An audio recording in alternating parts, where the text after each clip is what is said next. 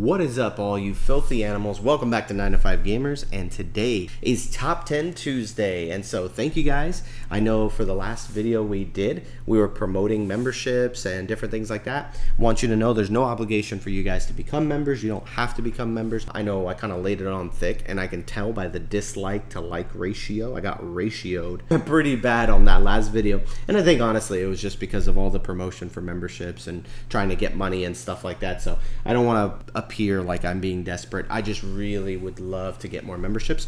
One of the goals for this channel is that for my members, I want to be doing a giveaway every single month. So if you're interested in something like that, that's going to be one of the incentives for becoming a member. The more members that I get, as long as I can get to a place where I'm making maybe like $200 a month, every month I'll be able to give away a free board game. And so if you become a member and you're paying $3 a month, at the end of the year you've paid $36 for the year, and you've probably won a $60 board game. That's a great deal. And that's kind of the way that I'm looking at it. I'm hoping that people will see it that way, that it's worth the money. You're also getting extra content. I just did a video of the games that I played in 2023. This video is going to be top 10 games that I played from 2023. These are my top 10 games from 2023. And I did 10 more games. Actually, it was a little more. That was like 13 or 14 games, but 10 more games that I think you would enjoy playing that didn't make my top 10, but they're still really good games because it was tough. It was a tight race this time around. So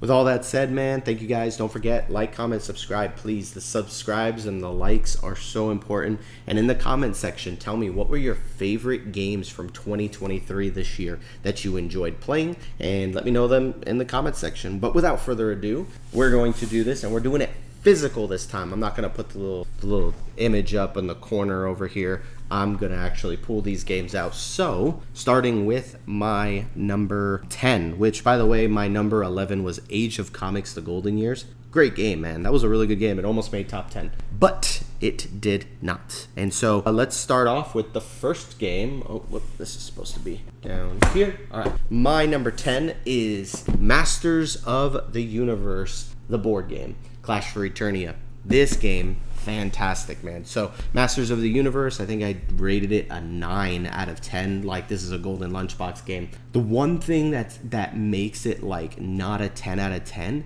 is the amount of setup that takes to just get this game going. It was rough, man. Like, it's so much setup and so much searching through cards and sifting through stuff, especially since I got a lot of stuff for the Kickstarter. I think if there's a way to set it up, it would easily be a little higher, like a 9.5 maybe for me. But just because it's really hard to get to the table, it doesn't make the perfect 10. But man, this is a fun game, using the power system where you gain power and you're using these powers to do different things. Like, I'll say that for a lot of like skirmish games, you can feel kind of weak. This game makes you feel super powerful, and it should, because it's He-Man, right? And so because it's He-Man, I thought it was really, really good the way they make you just feel really powerful. I think it's a fun game. I think it's worth the price if you can find a copy of it, and there's plenty of content in the base game. I don't even think you need any expansions to this, but if you are going to get expansions, feel free to do that. But always do that later. Like, buy the core game,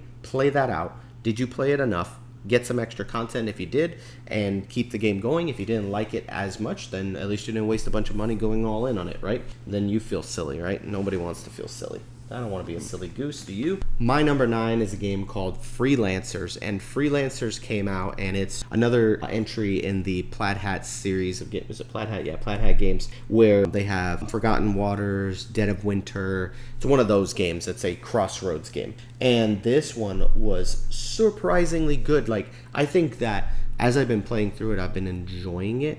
But one of the things that I loved so much was just the customization at the beginning of the game, and the voice acting is the highlight of this game, man. Like, there've been a lot of like apps through like the Fortune apps, or is it Fortune Teller? I always forget the name of it. But that app where you get like the narrations for like Gloomhaven, stuff like that. No, the voice acting in this is insanely good, and this game is hilarious. Like, it's really funny. I really enjoy the humor in this game. A lot of funny moments in the game. The combat is cool, and everything that you do, all the dice checks and stuff. This is instantly a very, very good game for me. I've really enjoyed Freelancers. I'm not done with it yet, but again, this is 2023. I haven't had the time to play all these games all the way through, so take that with a grain of salt, I suppose, because I haven't finished the game. but I don't think it's gonna get bad for me. You know what I mean? But it's super fun. You should really check out Freelancers. My number 8 is a game called Rolling Heights, man. Rolling Heights is such an interesting game. It's by John DeClaire,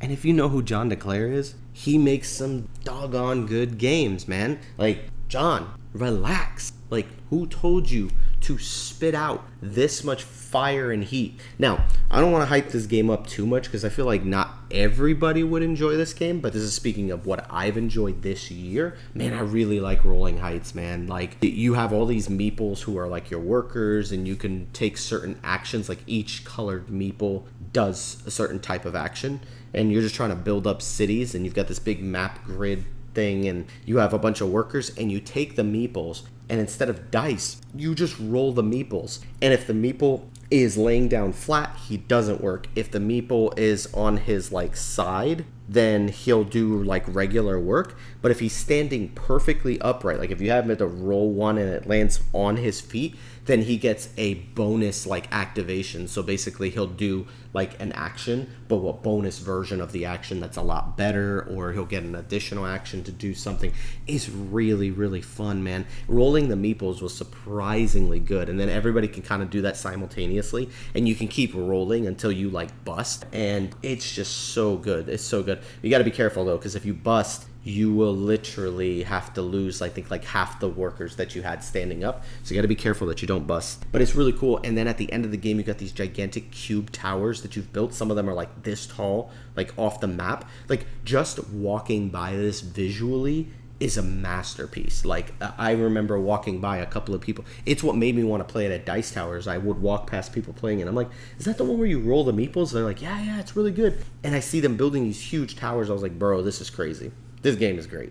The minute I found it, I was like, I'm buying it. And I got it on sale, so it was perfect. Anyway, that is my number 8. Yes, my number 8, Rolling Heights. My number 7 is a fantastic deck building game called Star Wars: The Deck Building Game. It sounded kind of repetitive, but man, you can find this at Target. It's not super expensive, but it is super good, man. Like, if you like Star Realms and you were like playing Star Realms and one day and you were just like, bro, imagine if they made a Star Wars version of this. I don't know why they haven't done that. They did. Here it is. This is obviously one of the best games of this year. And I haven't played all the games of this year. Like, when I was going through Board Game Geek, there was like 50 pages of games that came out in 2023.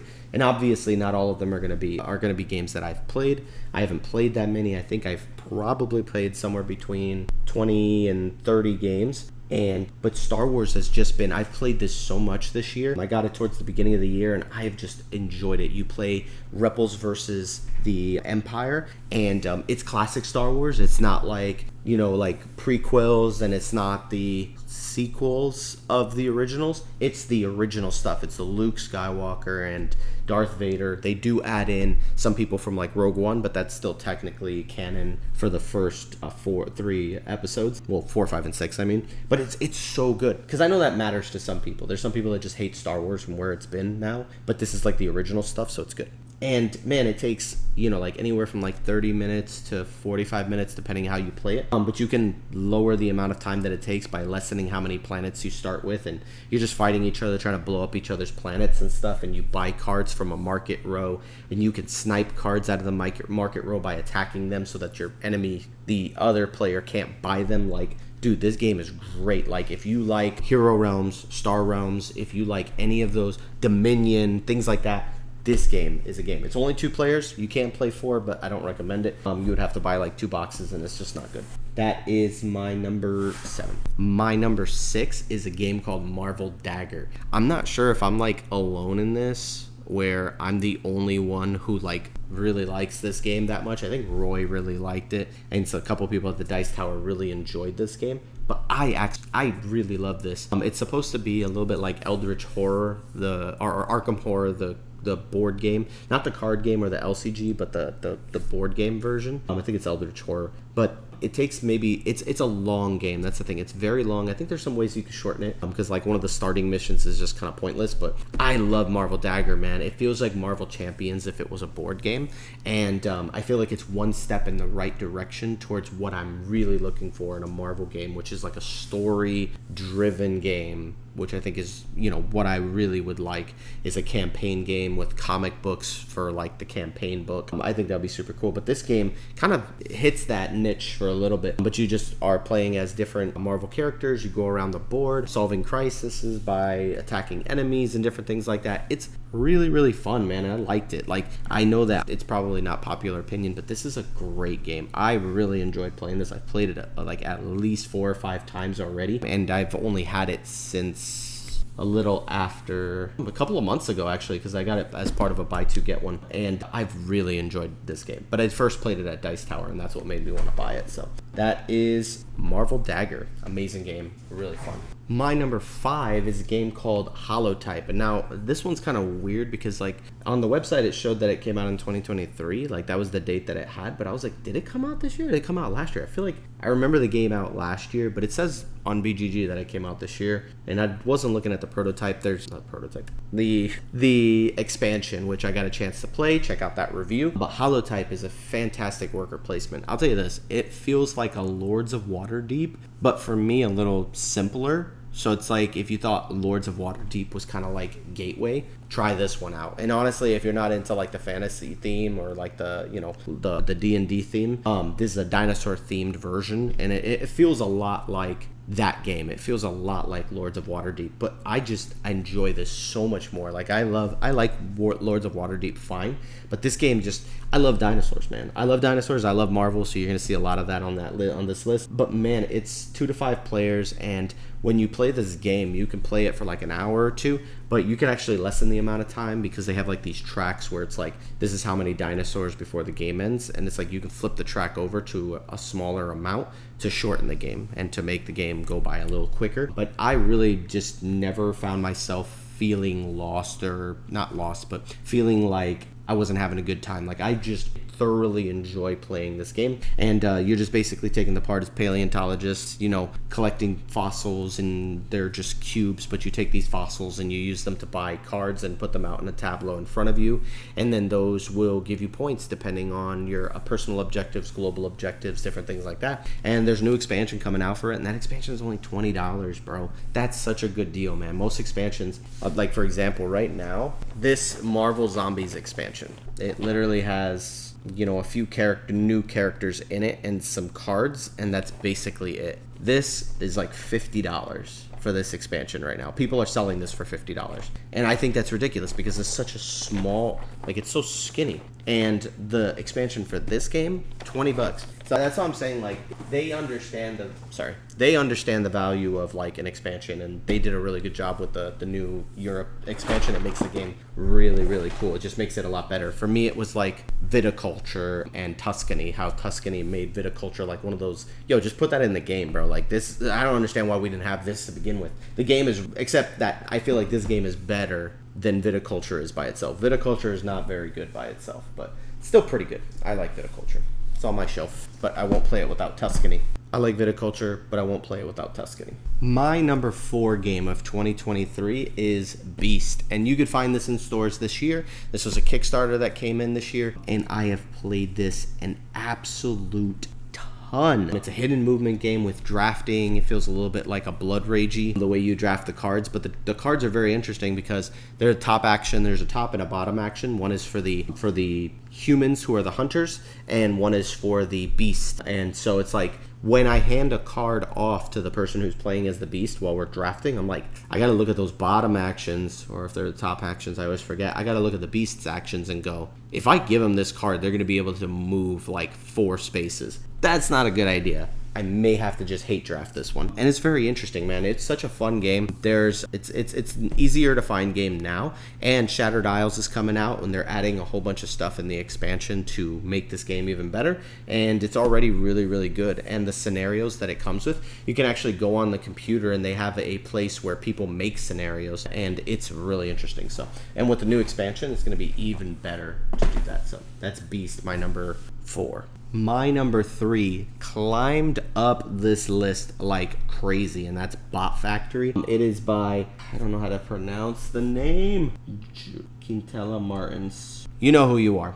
and alongside Vital Lacerda. Vital Lacerda came out with a game called Kanban EV, and in that game you are working in a car factory trying to produce cars, and there's like a Karen who works with you. Her name is not Karen though. It is Sandra. And so Sandra walks around and checks your work and stuff like that. So in this game, as you're reading the instructions, because Vital Lacerda helped in the production of this game, it says that Sandra transferred from Kanban to a bot factory where they make robot toys, and that she's using what she learned in the Kanban industry, the car industry, and bringing it over to this bot factory. And so she comes in and she works, and she's like a person who comes in to like manage you, micromanage you. It's pretty cool because when it's a worker placement game, and it's very simple the way the worker placement spots works. I think there's like 4 different spots you can choose from. But when you choose a worker placement spot, if Sandra's in that spot, you have to give her a little text bubble, which are like resources that you can use.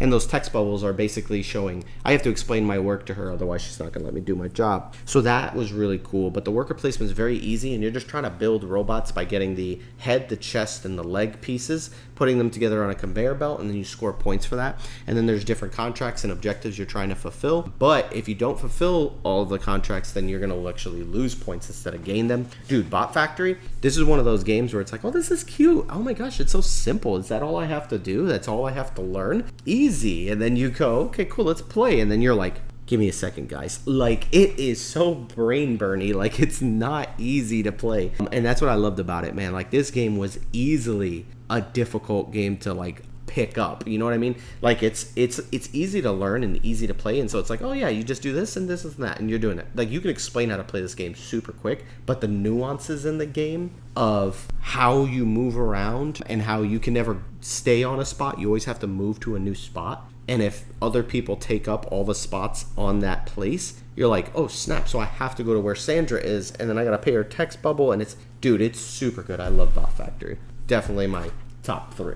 And this one is going to come as a shock to some of y'all, because this game made my top 10 of all time. I'm not, like I said, I'm not a big drinker, but Distilled is so good. This game came out this year, I believe, and it was just such a phenomenal game. I brought my copy to Dice Tower just so I could teach people how to play. A couple friends that we met up with, because they had Distilled out there, but it was constantly being full of people playing the game. I even got a chance to teach at their table, taught some people how to play and watch them play. Definitely don't want to play this with more than like 3. I think 4 and 5, the game slows down quite a bit, but at 3, I think it's perfect. It's just right. But man, you're making like drinks, but the way that you do that is that you put all of the ingredients into this washback, and then the washback, you will take all the cards that you put in there and you'll shuffle them, and then you take the top and the bottom card, and then whatever's left over, you have to match it up with a recipe on your drinking list. And so it's a drinking list, your drink list, which they call a flight. But man, I absolutely love this game. I love the mechanic of taking out those top and bottom cards,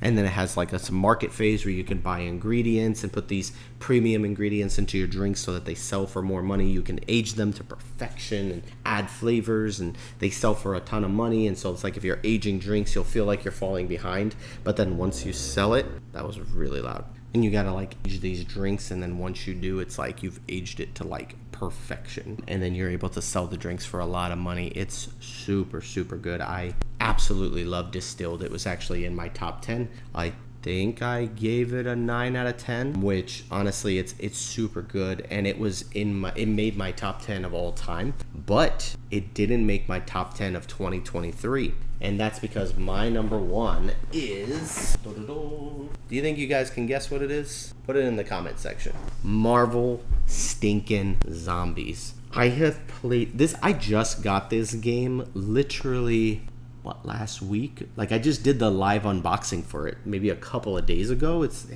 been a few days now that I've had it. I've played this game so much, and I can't stop playing it, and I absolutely love this game. Marvel Zombies is my favorite zombicide game currently of all time. This is a 9 out of 10. It's a golden lunchbox game. Simon, this is what I pictured when I wanted to play like a zombicide game. Because in zombicide, you have all these like little rules and mechanics that you kind of go, I wonder why they put that in there. That's kind of weird. I'm gonna damage my people. That's weird. but it makes sense thematically. And so it's like there's a lot of thematic things that make sense in the game, and they add a challenge to the game. But I love Marvel Zombies because I feel like it's so streamlined. I can teach somebody to play this super quickly. It's just a matter of teaching people, hey, look, this is our goal, this is how we win, and these are the actions that you can do on your turn. You get 3 actions. Here's a list of those actions that you can do, and there are a couple of interactions and things that you can explain as you go, so you don't need to teach everybody everything up front.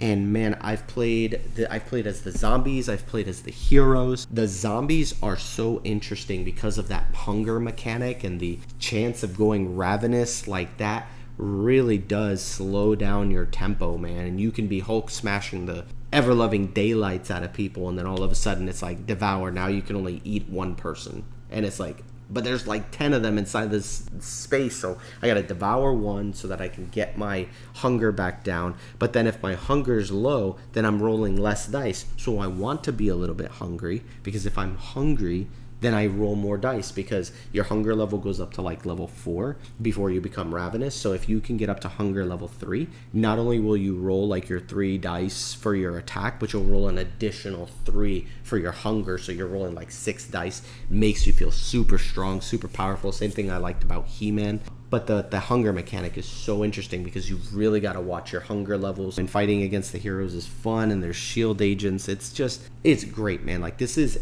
I think the way people have described it is like a beer and pretzels game. Like, if you're the type of person who just wants to, hang out with some people and just have some beer and pretzels, you could play this without having to think like crazy. You know what I mean? It's a very and I don't want to insult anybody with that comment, because I've heard that comment before. People are like, very turn your brain off type game. Like, I get what they're trying to say, but I don't want it to sound insulting, like you're dumb if you play these games, because you're not. But I'm a person who, in my job, I have to use my brain all day long, and like by the time I get home, my brain is just shot. And sometimes I don't want to think like crazy. I don't want to play something super heavy. This game is it's light enough to enjoy, but it has enough strategy and things going on in it that it makes you want to keep coming back. If you play as the heroes, you get power instead of hunger, and so you can charge up your power and then spend it to add extra dice to your rolls. And you can use the little power that you gain, you can use them to use different abilities and stuff like that. And oh my gosh, I've had so much fun playing as like Wolverine. Some of the people in this game are super cool, like thematically, like Gambit, for example. When you get a hero trait card with Gambit, he'll draw a card from the deck, and usually those traits, you can use them to get like an extra ability. It'll say like, hey, you can move an extra space or something, and then you discard it. But those cards with Gambit, he can use them and charge them up and use them as attacks, which I'm like, I love the thematicness. It's like Gambit loves to throw playing cards, mon ami, and he's just throwing playing cards at people, filled up with his kinetic energy. Like, it's so cool, man. Like, there's a lot of the characters that just feel very thematic in the way they attack. Rogue was super cool. It's just like an automatic like bust down a door action. It's like, I don't need to spend an action to bust a door down. It's just free for me. And then on top of that, she can copy the attacks of anybody that's near her. So I was like, oh my gosh, she is so cool. Wolverine, the more damage he takes, he automatically gets free hits when he rolls for attacks if he's damaged. And then on top of that,